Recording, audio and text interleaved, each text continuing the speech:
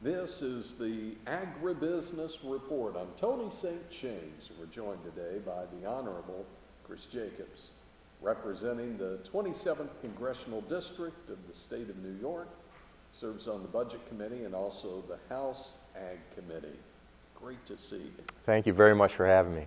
Well, let's tell people about the 27th District. For those who might not have ever visited the 27th District, what will we find? The 27th District is Western New York State, so we run along the Canadian border, a lot of it. It is the outskirts, the bigger urban areas would be the outskirts of Buffalo, Niagara Falls, and then Rochester. So it spans part of 8 counties in that area. Erie County is the biggest population center, which is where Buffalo is, where I reside. And big agriculture district. It's one of the biggest in the state for sure. I think second biggest dairy. So agriculture is a major economic force, major economic and major legacy of the kind of the culture of the district. So I've only been in less than a year. I got in, I was sworn in, it'll be a year next week, I believe, June 23rd last year. It came in a special election and then was re-elected again in November.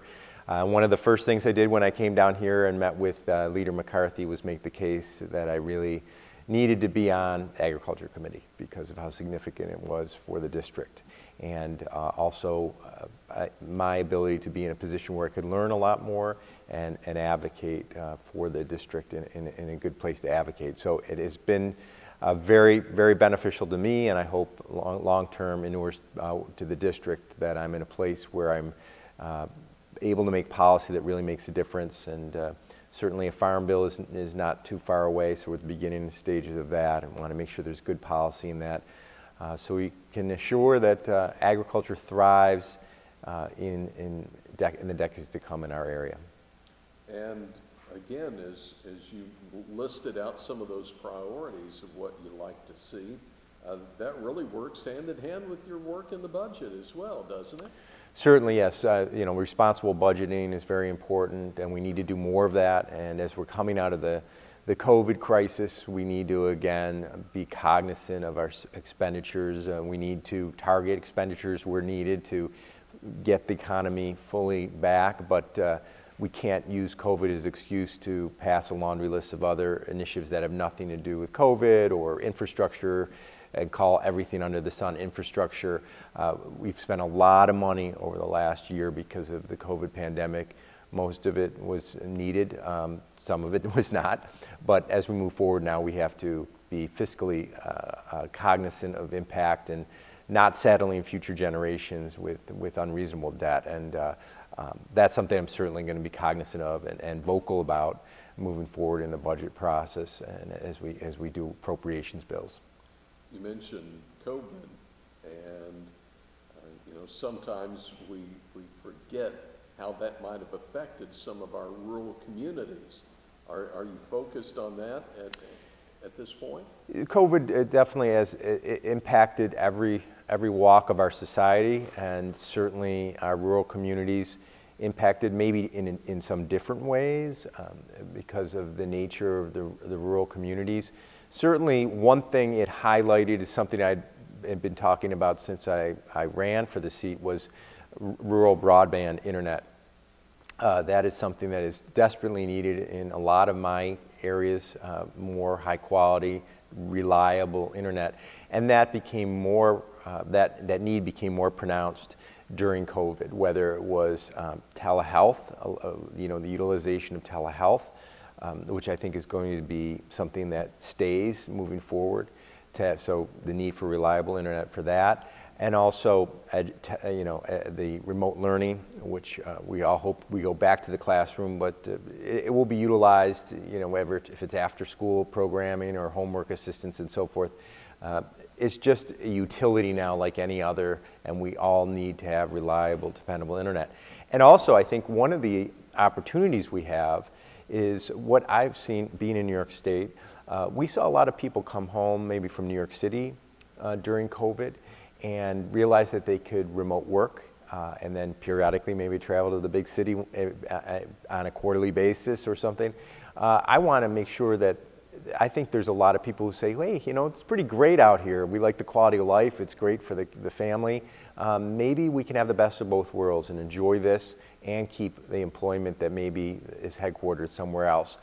So having high-speed internet, reliable internet is critically important for the revitalization of our areas and our economic future moving forward. So that is an initiative that an initiative that I've been focused on that spans probably every area throughout the 8 counties I represent.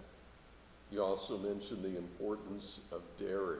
Mm-hmm. Dairy industry has really faced some challenges over the last few years. What are you watching there?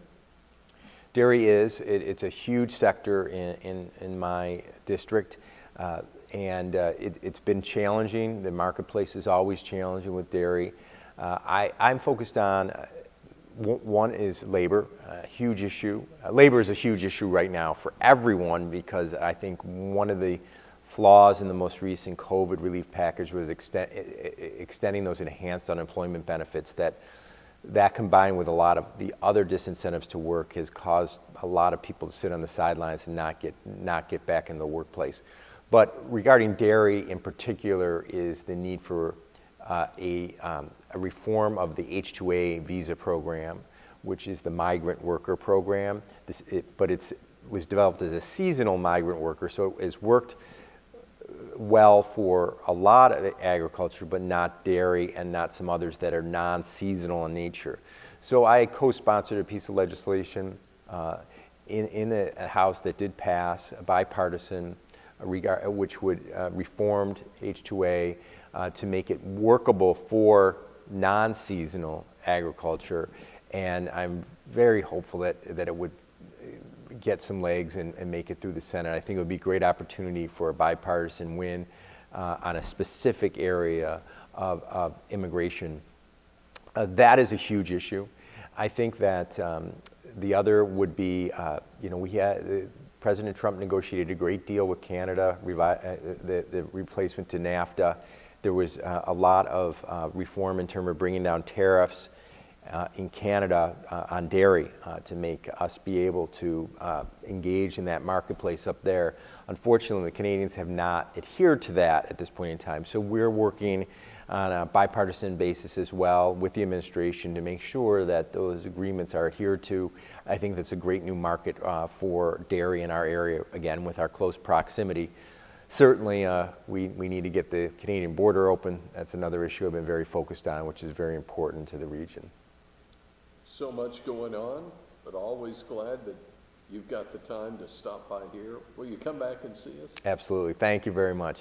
Again, it's the Honorable Chris Jacobs representing the 27th Congressional District of New York on today's Agribusiness Report.